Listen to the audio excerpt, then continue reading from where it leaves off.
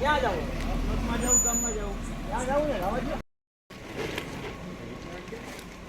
હાલો તો ભાઈ, હાલો ભાઈ, 4-5 હાલો રોડ ખાલી કરતો ને. હાલો હવે ક્યાં જવાના ભાઈ? આગળ લઈ જાવ. એક જ પડ્યો ઓર ના ના દાદા હે ને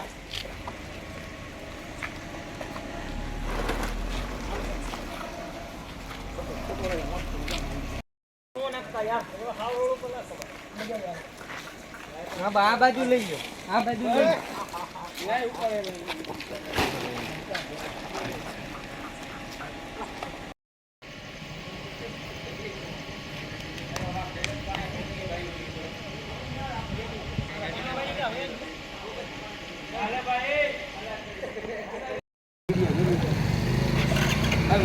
મિત્રાનો લાવો ભાઈ આમાં નાખજો એટલે તો કહું ભાઈ આમાં થોડાક લે આખું પેકેટ જ લઈ લે. ફોટો લઈ લે ધારિયા, ફોટો અહીંયા લઈ લે, ફોટો લઈ લે, ફોટો લઈ લે. ઓય અહીંયા નાખતા યાર આપણે અહીં લઈ લે. બિસ્કિટ આપી દો.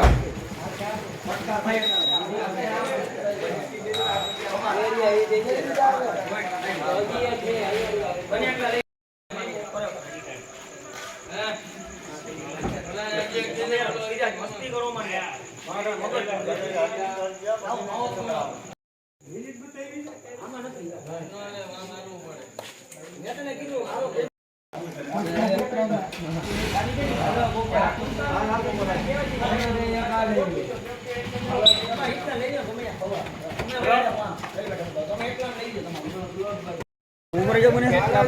પેકેટ નહીં એને બે ભાગ કરી નાખો.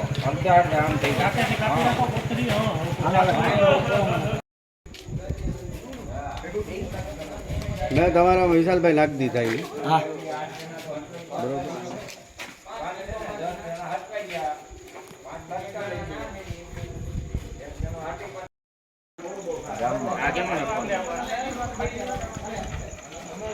શું કરવાનું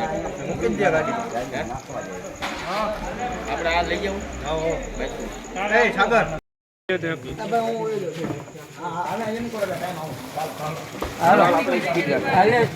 મિનિટ રહેવા દેજો.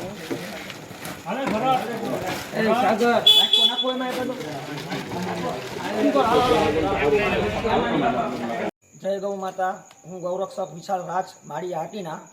અત્યારે માળિયા હાટીનામાં જે વરસાદ પડી રહ્યો છે અને એમાં અબોલ ઘણા બધા જીવ ભૂખ્યા તરસા રખડતા હોય, જેમ કે ગાય માતા, નંદી, શ્વાન. તો મને એવો વિચાર આવ્યો કે ભાઈ આપણે આના માટે કંઈક વ્યવસ્થા કરાવીએ અને ખવડાવવા માટે. એટલે મેં આજે સવારે મહેન્દ્રભાઈ ગાંધીને જાણ કરેલી કે બધા જીવ રખડે છે એના માટે આપણે કંઈક ખવડાવવાની વ્યવસ્થા કરીએ. તો મહેન્દ્રભાઈ ગાંધીએ સવારથી પોતાની મહેનત ચાલુ કરી અને ઘણા બધા દાતાશ્રીઓને વાત કરી. એટલે એમાં દાતાશ્રીઓએ દાન આપેલું છે. તો ખરેખર મહેન્દ્રભાઈનો પણ ખૂબ ધન્યવાદ કહેવાય કે અબોલ જીવ માટે પોતે મહેનત કરી અને અમારે આ માળિયા હાટીના શાક માર્કેટવાળાઓને બધાને સાથ સહકાર આપ્યો. અને આ બધા શાક માર્કેટવાળા ભાઈઓ છે, મિત્રો છે, એ બધાને મેં જાણ કરી કે ભાઈ આપણે રાતે આજે બહાર આપણે નીકળીએ અને અબોલ જીવને ખવડાવીએ. તો બધા શાક માર્કેટવાળાએ પણ ઘણો બધો સાથ સહકાર આપ્યો. તો બસ આવી રીતના હું ઘણા બધા સેવાના કાર્યો કરું છું, જેમ કે ગૌ માતા હોય, નંદી હોય, શ્વાન હોય, કબૂતર, ચકલી, બિલાડી. હું અને અમારા ઘરના અમે બે માણસ પણ આ ઘરે અમે કાર્ય કરીએ છીએ કે ક્યારેક એવા જીવ હોય કે ભાઈ આને 2 દિવસ હાચવવા પડે એમ છે, તો અમે અમારી ઘરે એને રાખીએ.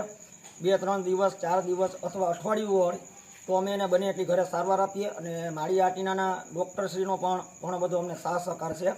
અને અમારા મિત્ર ઘનશ્યામભાઈ એનો પણ અમને ઘણો બધો સાથ સહકાર છે કે અમે ગમે ત્યારે એને બોલાવીએ કે ઘનશ્યામભાઈ તમે અહીં આવો એટલે તાત્કાલિક આવી પોતાની બને એટલી સારવાર આપે છે. તો તો બસ આવી રીતના અમે આ સેવાનું કાર્ય કરીએ છીએ. તો તમારો બને એટલો સાથ સહકાર આપો. અને યુટ્યુબ મારી ચેનલ પણ હાલે છે, જેમાં છે ગૌરક્ષક વિશાલ રાજ, એમાં જઈને તમે જોઈ શકો છો. જય ગૌ માતા.